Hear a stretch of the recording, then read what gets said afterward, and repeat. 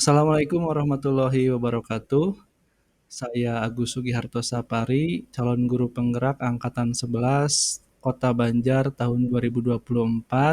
Kali ini saya akan menyampaikan koneksi antar materi dari modul 3.2 yang berjudul Pemimpin dalam Pengelolaan Sumber Daya.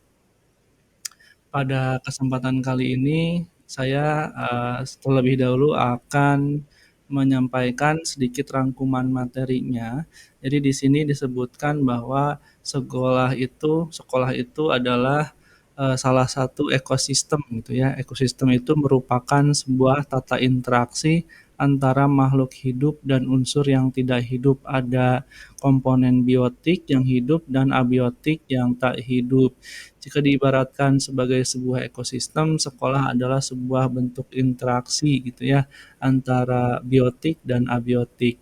Kedua unsur ini saling berinteraksi satu sama lain sehingga mampu menciptakan hubungan yang selaras dan harmonis.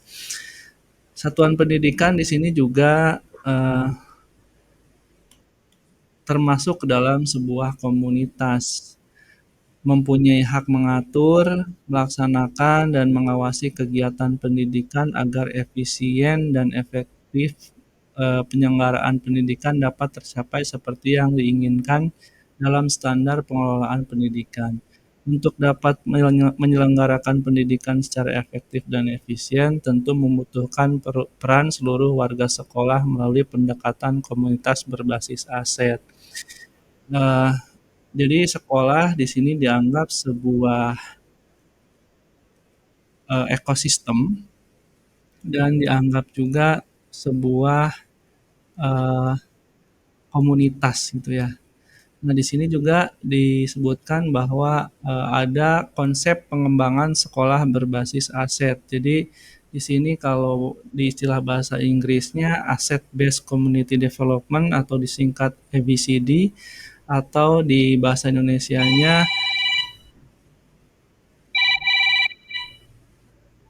halo bro, wuih,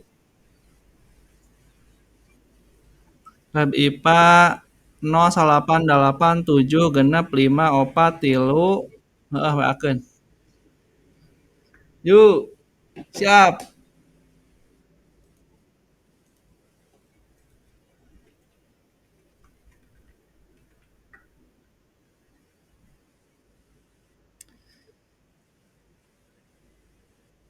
Atau dalam bahasa bahasa Indonesianya pengembangan komunitas berbasis aset atau PKBA.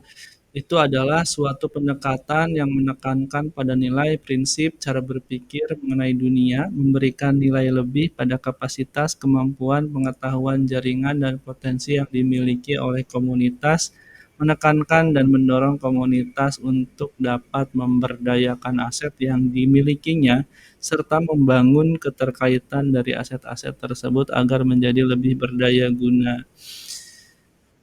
Di ekosistem sekolah ini juga ada istilah tujuh tujuh jenis aset yang dapat dimanfaatkan. Ketujuh jenis aset itu diantaranya ada modal manusia, modal fisik, modal sosial, modal politik, modal agama dan budaya, modal lingkungan atau alam, serta modal finansial. Jadi ada tujuh kategori aset yang dipelajari di sini, dan di dalamnya tentu bisa kita eh, breakdown, bisa kita identifikasi apa yang termasuk dalam kategori-kategori aset tersebut.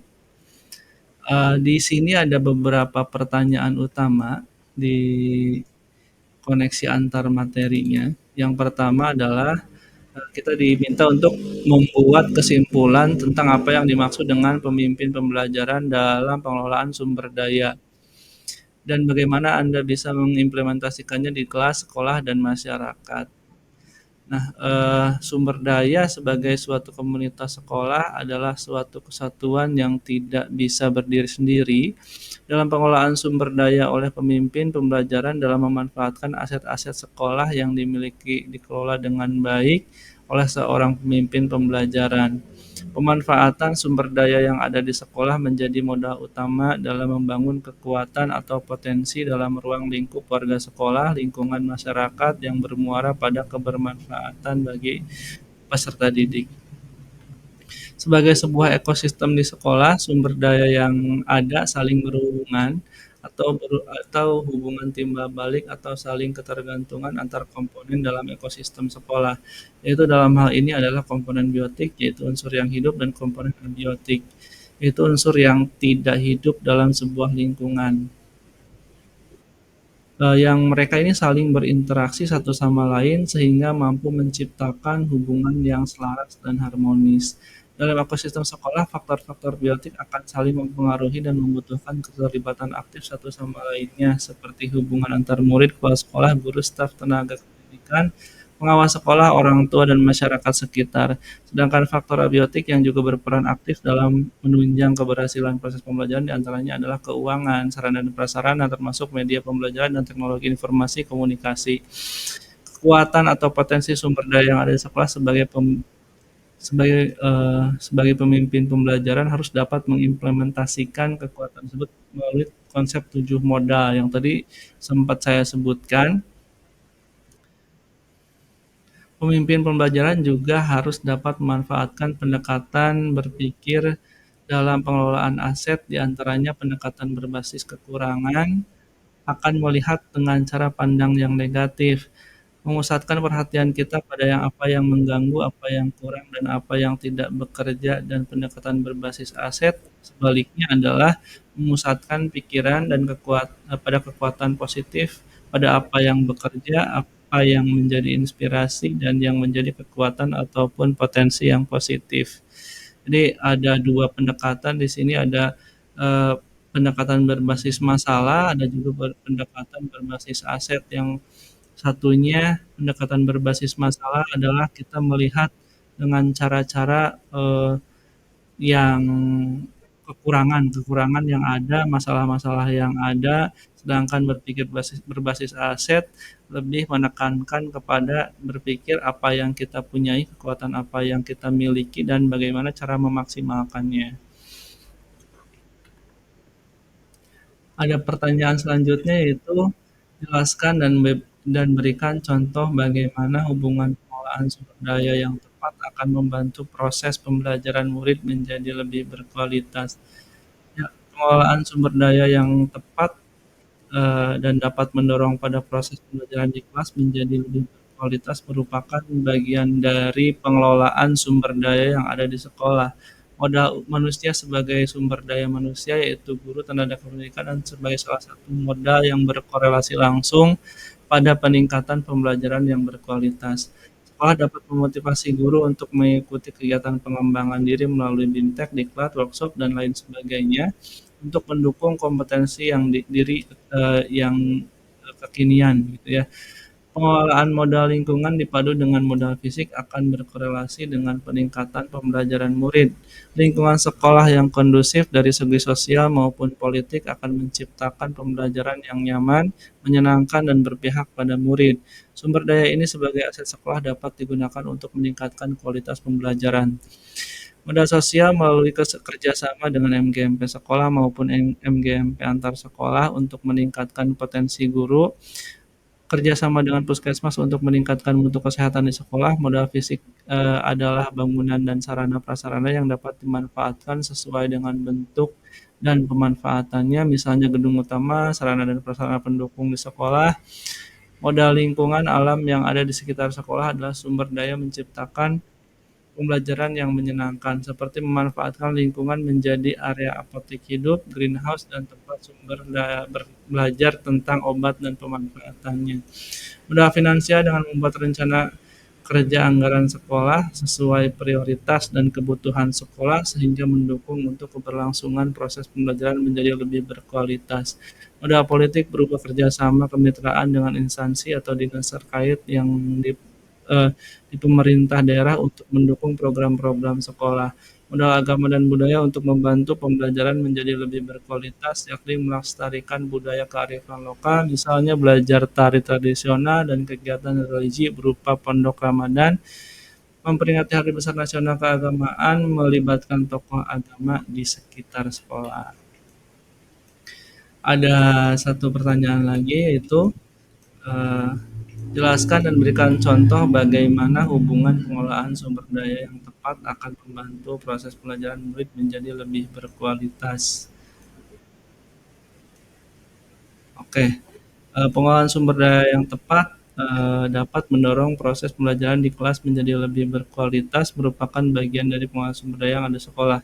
Modal manusia sebagai sumber daya manusia, tapi, ini, kemungkinan dijawab setelah koneksi antar materi ya, Bapak Ibu. Jadi, ini saya sudah buat, ininya, bagannya. Jadi bagaimana koneksi antar materi dari modul titik 3.2 ini, pemimpin dalam pengelolaan sumber daya, ke modul yang pertama, yaitu refleksi filosofi pendidikan nasional Ki Hajar Dewantara.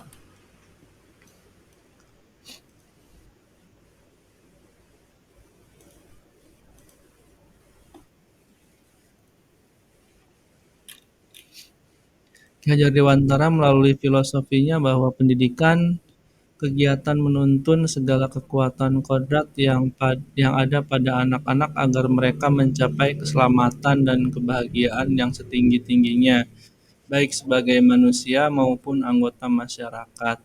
Pemanfaatan aset kekuatan guru dan murid sehingga guru sebagai pemimpin pembelajaran harus dapat melakukan proses pembelajaran yang menyenangkan dan berpihak pada murid.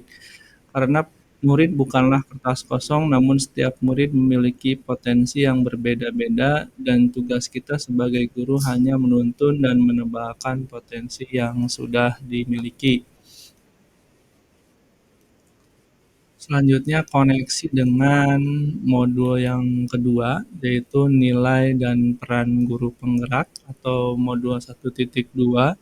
Di sini koneksinya adalah guru sebagai pendidik merupakan salah satu dari 7 modal utama, yaitu modal manusia. Guru sebagai pemimpin pembelajaran, nilai dan peran yang sangat penting dalam pembelajaran di kelas sehingga nilai-nilai mandiri, kolaboratif, reflektif, inovatif, dan berpihak pada murid harus dijadikan landasan dalam terciptanya pembelajaran yang sesuai dengan profil pelajar Pancasila. Dan guru juga eh, dapat berperan dalam membangun sinergi di lingkungan sekolah sebagai pemimpin pembelajaran, menggerakkan komunitas praktisi, menjadi coach bagi guru lain, mendorong kolaborasi antar guru, serta mewujudkan kepemimpinan murid. Dengan nilai dan peran guru secara aktif, maka akan tercipta generasi unggul dengan memanfaatkan modal utama untuk menggali potensi-potensi muridnya.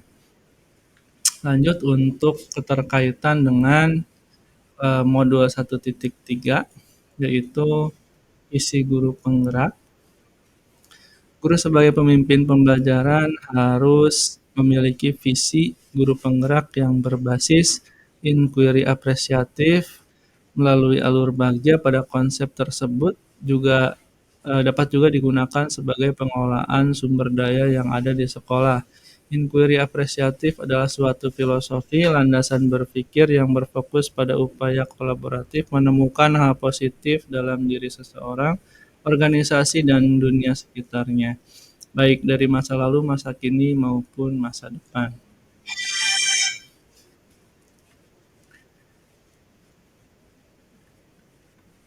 Keterkaitan selanjutnya dengan modul 1.4, budaya positif. Jadi salah satu aset atau kekuatan berupa modal agama dan budaya positif di lingkungan sekolah merupakan budaya yang mendukung segala bentuk perkembangan murid dengan tujuan memanusiakan manusia dengan menerapkan disiplin positif, motivasi perilaku manusia, hukuman dan penghargaan, posisi kontrol, restitusi, keyakinan sekolah atau keyakinan kelas, sehingga akan menghasilkan produk murid yang memiliki karakter kuat di masa depan. Misalnya dengan melakukan langkah-langkah restitusi dalam menyelesaikan permasalahan pada murid sehingga menciptakan murid yang memiliki karakter positif di masa depan. Keterkaitan selanjutnya dengan modul 2.1 yaitu pembelajaran untuk memenuhi kebutuhan murid atau berdiferensiasi. Pembelajaran berdiferensiasi adalah sebuah cara dalam pembelajaran yang sangat berpihak pada murid berupa pemetaan murid eh, dalam kesiapan belajar, minat, serta profil belajar murid yang berbeda sesuai dengan keunikannya masing-masing. Sebelum melaksanakan pembelajaran berdiferensiasi, seorang guru harus sudah melaksanakan pemetaan terhadap minat belajar murid. Dalam proses pembelajaran berdiferensiasi akan terwujud jika pemanfaatan sumber daya yang ada di sekolah seperti guru, murid, serta modal lingkungan, modal fisik, dan yang lainnya dapat dimanfaatkan dengan sebaik-baiknya. Tentu saja sangat berkaitan di mana pembelajaran berdiferensiasi ini banyak menggunakan aset-aset yang ada di sekolah. Keterkaitan selanjutnya itu dengan modul 2.2 yaitu pembelajaran sosial dan emosional merupakan strategi seorang pemimpin pembelajaran dalam melakukan kolaborasi oleh seluruh komunitas sekolah yang menekankan pada keterampilan dan pengelolaan mengenai aspek-aspek sosial emosional. Teknik kesadaran diri atau mindfulness juga dapat dijadikan strategi bagaimana cara mengelola sumber daya manusia, yaitu murid melalui tahapan tersebut, maka potensi kecerdasan sosial emosional anak bisa berkembang secara optimal. Keterkaitan selanjutnya itu dengan coaching untuk supervisi akademik. Jadi coaching merupakan sebuah strategi pemimpin pembelajaran untuk melakukan pengembangan kekuatan diri pada diri anak dengan menuntun, mendampingi untuk menggali potensi dan memaksimalkannya. Pada proses coaching memberikan kesempatan anak-anak berkembang dan menggali potensi berpikir dari diri anak yang di dalamnya terdapat coach sebagai pengembangan kekuatan dan potensi pada coach sebagai lawan bicaranya. Dan di sini juga terkait dengan coaching kepada kepala sekolah kepada guru ya dalam hal supervisi akademik juga ini berkaitan dengan pengembangan salah satu modal manusia yaitu guru itu sendiri. Dan yang terakhir keterkaitan dengan modul 3.1 yaitu pengambilan keputusan berdasarkan nilai-nilai kebajikan seorang pemimpin. Sebagai pemimpin pembelajaran dalam prosesnya akan selalu berhadapan dengan dua situasi, yakni dilema etika dan bujukan moral yang dituntut pada pengambilan keputusan. Sebagai pemimpin-pemimpin pembelajaran dalam pengambilan keputusan yang baik, diharapkan pengambilan keputusan tersebut dengan mengedepankan keputusan yang bermanfaat bagi seluruh elemen yang terlibat di dalamnya, yaitu dengan langkah-langkah pengambilan keputusan berdasarkan 4 paradigma, 3 prinsip, dan 9 langkah pengambilan dan pengujian keputusan. Prinsip tersebut sangat penting karena hal ini sangat terkait dengan pengelolaan sumber daya yang ada di sekolah.